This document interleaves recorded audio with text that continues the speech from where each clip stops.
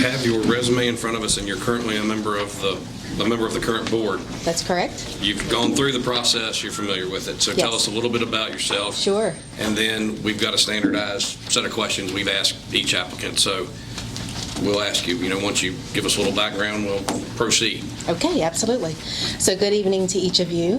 First and foremost, I would like to recognize all of our amazing teachers that we have here tonight and in our community, because today is National Teacher Appreciation Day.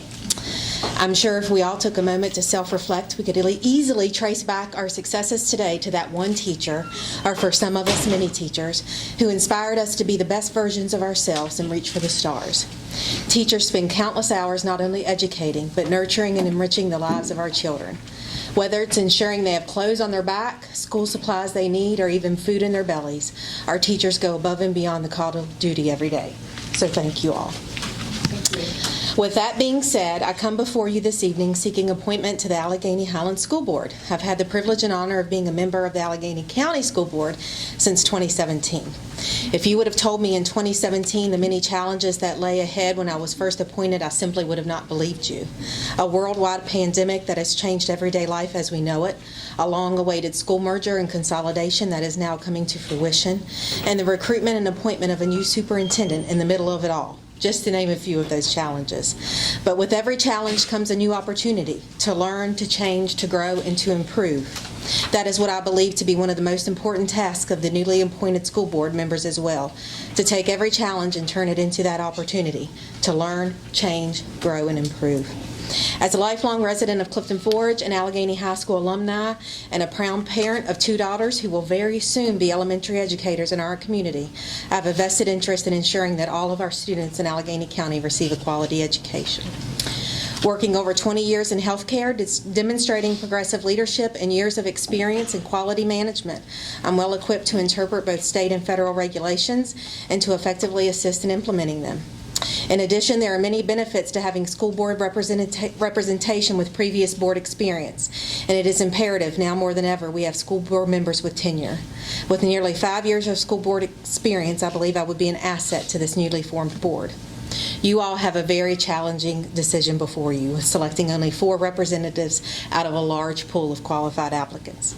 I cannot stand here this evening and promise that all 7 of you will agree with every vote I cast or every opinion I share. However, I hope we all can agree that I approach each decision prayerfully, informed, and in the best interest of all those we serve. We are not only appointed and entrusted to make the easy decisions, but the difficult ones as well. There are times the decisions we make as a board often result in personal judgment and ridicule. Serving on this board is not for the faint of heart, but for those with a heart to serve our students, to serve our staff, to serve our entire community, to use our personal and professional experiences to make the hard decisions in an objective and fair manner. Each member brings different experiences, expertise, and opinions to the table. It is my job as a public official to be accessible, open-minded, and objective, to consider my peers' opinions and recommendations, and by doing so, we accomplish the impossible. That is the best part of serving on a community board. I realize that some board actions are not favorable and aren't without criticism, which will continue to be the case on this new board. But if chosen for this position, I will listen to the comments and have ideas of people in our district. I urge you all tonight to select a board with a wide and diverse background, members who display integrity and are capable of being fair, creative, willing to learn new ideas, and think outside the box. If chosen, I'll always remember that my primary purpose as a school board member should be to tirelessly strive to provide an inclusive and non-discriminatory environment conducive to learning and academic growth. What's most important tonight is not whether I'm selected as one of those members, but rather we have representation that will move us forward in a school system that we are proud of.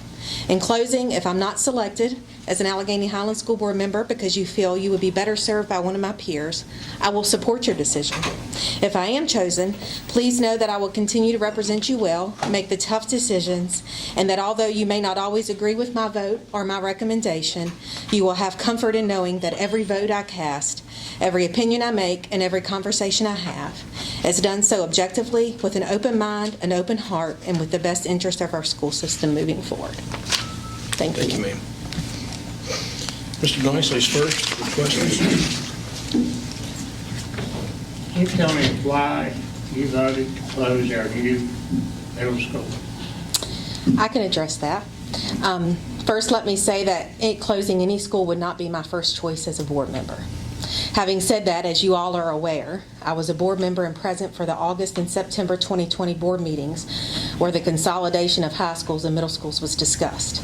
Since that time, we've openly discussed the plan, including the closure of the middle school many times and in many forums, including town halls where we welcome thoughts and concerns.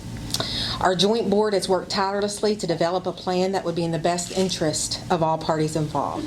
I did vote to accept that plan as presented by the joint board, and I continue to support that plan today. I realize that there are some, and Mr. Nicely, I know that you voted no, and I respect that may not agree with this decision, and I do hear and understand the concerns. However, I believe the impacts of not moving forward with consolidation, as we have all voted upon and approved, would be detrimental not only to our students, but to our teachers and entire community. There is no perfect plan. I realize this, and if appointed, we will have many difficult challenges ahead of us, and I support moving forward with consolidation as approved upon by all necessary parties. It's all right. Okay. Ms. Cox? Ms. Morgan, I've got 3 questions that I've asked each one Sure. of you. So my first one is, what attributes and behaviors do you feel are essential for school board members? And you touched on that some already. Yes, absolutely. So I think you have to be fair, objective, open-minded, willing to go into a meeting to learn more. You have to be a lifelong learner.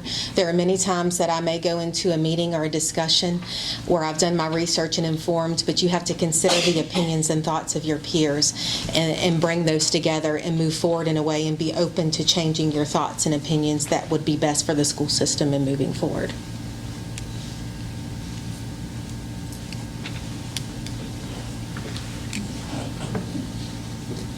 Very well prepared.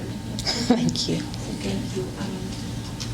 What is the best way you feel to address differences of opinion on the board or between the board and the administration?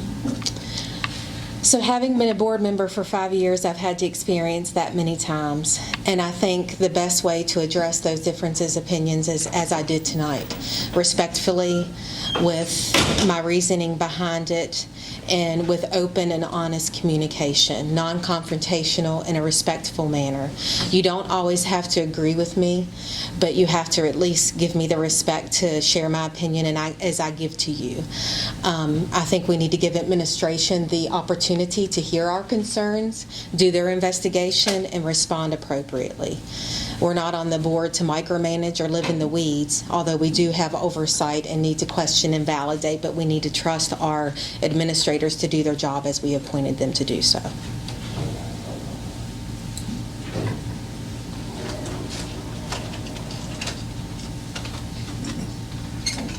My last question is, could you support a decision that you did not vote in favor for, and why or why not?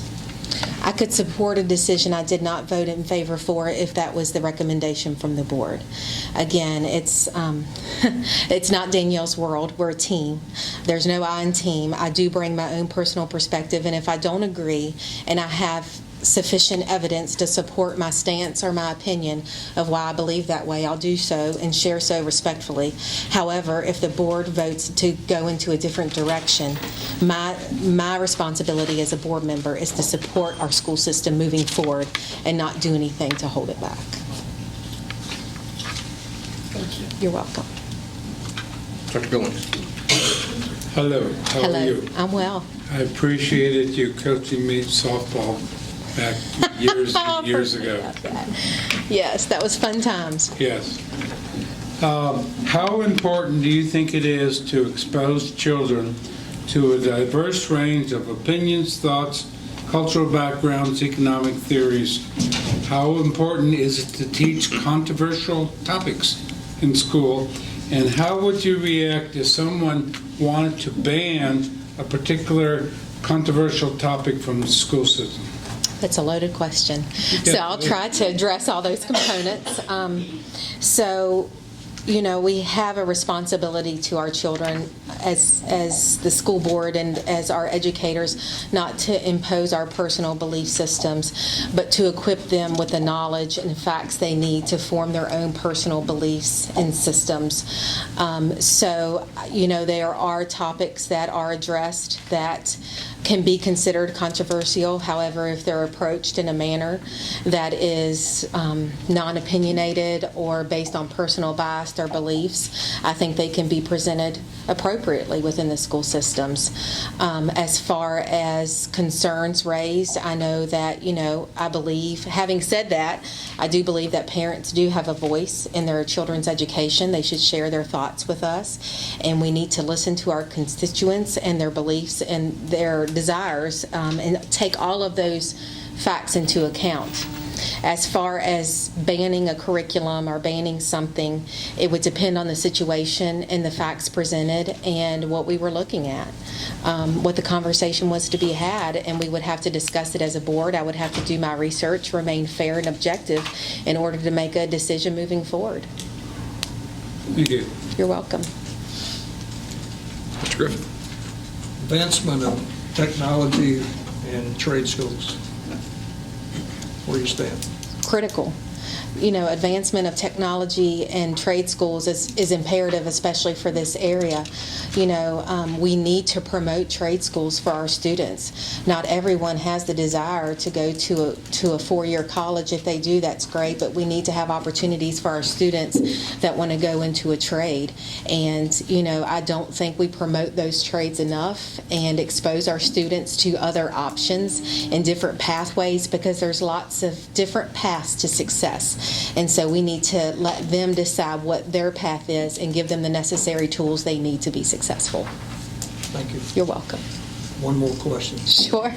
Parents' rights and what's taught in school.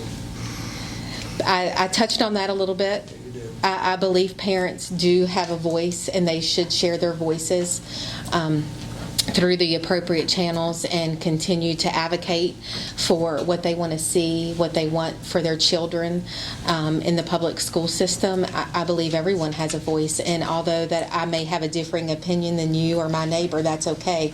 We still need to voice it to move our education system forward where it needs to be. Thank you. You're welcome. Thank you, ma'am. Yeah.